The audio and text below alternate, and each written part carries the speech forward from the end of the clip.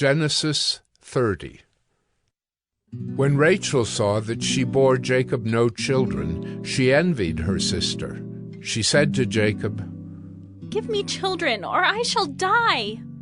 Jacob's anger was kindled against Rachel, and he said, "Am I in the place of God, who has withheld from you the fruit of the womb?" Then she said, "Here is my servant Bilhah.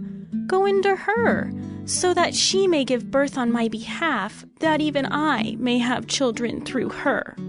So she gave him her servant Bilhah as a wife, and Jacob went in to her. And Bilhah conceived and bore Jacob a son. Then Rachel said, "God has judged me, and has also heard my voice and given me a son." Therefore she called his name Dan. Rachel's servant Bilhah conceived again, and bore Jacob a second son. Then Rachel said, "With mighty wrestlings I have wrestled with my sister, and have prevailed." So she called his name Naphtali. When Leah saw that she had ceased bearing children, she took her servant Zilpah, and gave her to Jacob as a wife. Then Leah's servant Zilpah bore Jacob a son, and Leah said, "Good fortune has come." So she called his name Gad. Leah's servant Zilpah bore Jacob a second son, and Leah said, "Happy am I, for women have called me happy." So she called his name Asher. In the days of wheat harvest, Reuben went and found mandrakes in the field, and brought them to his mother Leah. Then Rachel said to Leah, "Please, give me some of your son's mandrakes." But she said to her, "Is it a small matter that you have taken away my husband? Would you take away my son's mandrakes also?" Rachel said, "Then he may lie with you tonight in exchange for your son's mandrakes." When Jacob came from the field in the evening, Leah went out to meet him and said, "You must come in to me, for I have hired you with my son's mandrakes." So he lay with her that night, and God listened to Leah, and she conceived and bore Jacob a fifth son.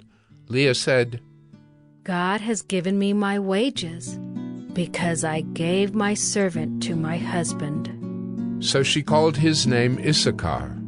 And Leah conceived again, and she bore Jacob a sixth son. Then Leah said, "God has endowed me with a good endowment. Now my husband will honor me, because I have borne him 6 sons."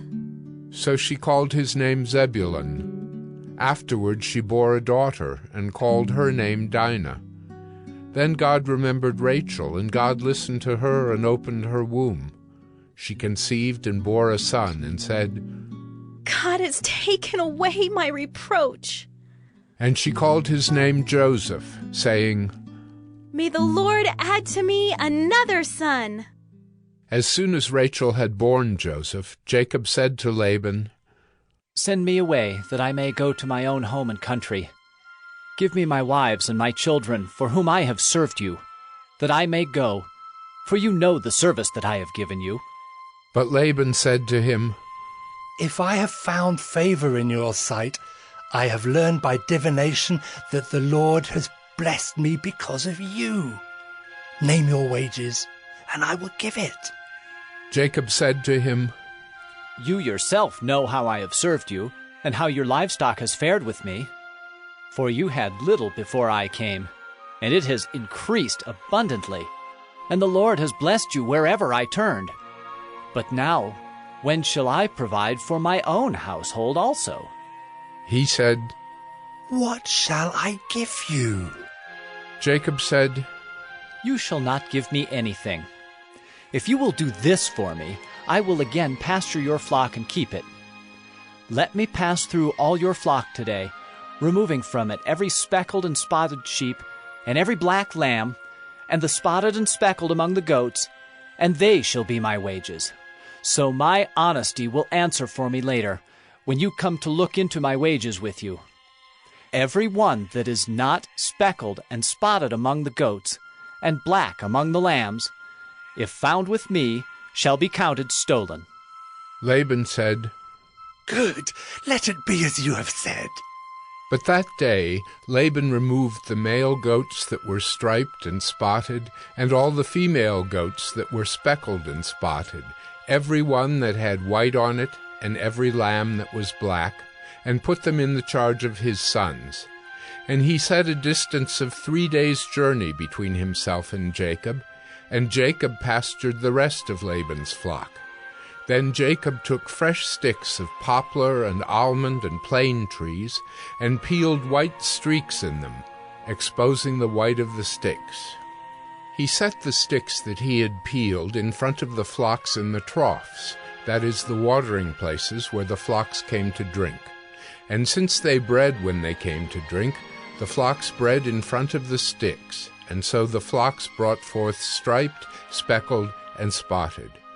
And Jacob separated the lambs, and set the faces of the flocks toward the striped and all the black in the flock of Laban. He put his own droves apart, and did not put them with Laban's flock. Whenever the stronger of the flock were breeding, Jacob would lay the sticks in the troughs before the eyes of the flock, that they might breed among the sticks. But for the feebler of the flock he would not lay them there. So the feebler would be Laban's, and the stronger Jacob's.